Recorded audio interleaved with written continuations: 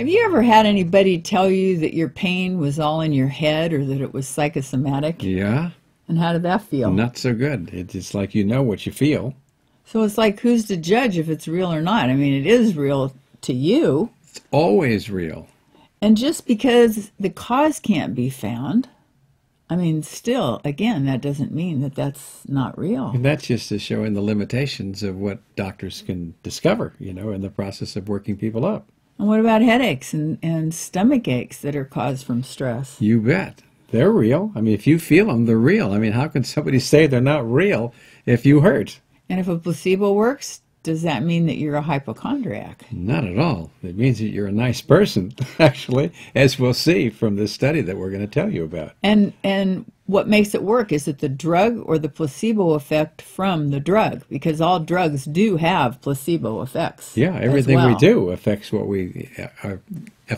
we think and how we respond to things. So we're going to talk about this study that shows that personality types are more responsive to placebo effect than other personality types. Right. This was published in November of 2012 in a journal called Neuropsychopharmacology.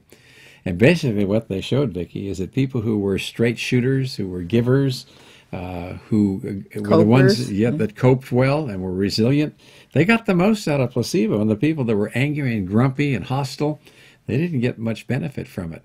And you may think, well, so do you really want placebo effect? And my answer is, you better believe it. I mean, what could be better than something that doesn't cost anything, that's free, that's safe, and that works? I mean, that sounds to me like the ideal drug. So how do the tests on placebos work anyway?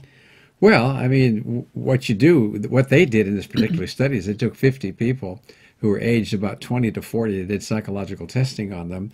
And they did PET scans of their brain, and then they injected their jaws with saline, which is a pretty sensitive area, and they gave them the placebo painkillers. And then they measured the brain activity seen on the PET scan, and they measured cortisol levels, which is the stress hormone that goes up when we have stress. And what they found was that there was a strong relationship to the kind of personality that you have and whether or not that placebo worked on you. So it's not that you're weak, it's that you're strong when a placebo effect works. It talks about trust and resiliency. You know, in medicine, most of the drug tests and some of the other treatments are all done according to placebo. That's what's ruled out. Controlled trials. That's right. Double-blinded, placebo-controlled trials. Yeah. Okay, so do you think that this means that maybe certain personality types should be the ones that are the only ones that are tested to see if it's accurate or not? Well, I mean, first of all, because they're acting like the placebo doesn't do anything. Well, that's a mistake. I mean, that is what does most of the work, and the pharmaceutical companies and the technology industry that's making profit from sale of whatever they're producing is very interested in saying that the effect that's placebo doesn't count. So maybe they should only do the test on hostile, angry people. Well, maybe. I mean, if they want to get that kind of response, yes, I suppose so.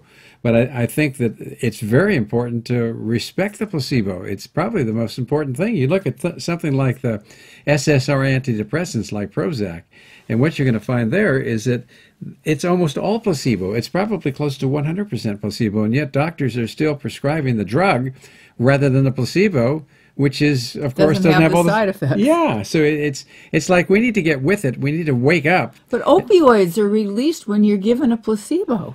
Your own opioids. Your brain does a number. It has a complex pharmaceutical system that is fantastic.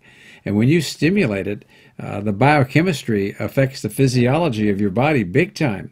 So that whether it's something that you use that's through mind control or it's something you use from the outside is important to distinguish. Our belief system is really, really powerful. I mean, think about hypnosis. Think about when we walked on hot coals. Oh, sure. I say mind power matters. There was also a study done for irritable bowel syndrome, and the people were told that it was a placebo. It was written on the pill. It said placebo on it, and the doctor said, this is just a sugar pill, but would you take it for 6 weeks? And let's worked. See what happened. And it was statistically significant that the placebo effect was substantial.